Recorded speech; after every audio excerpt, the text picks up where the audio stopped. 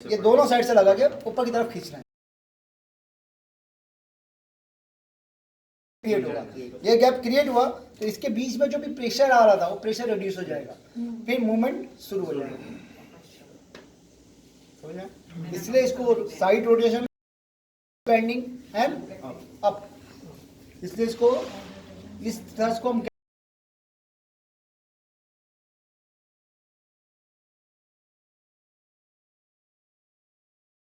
Access एटलेस adjustment, right.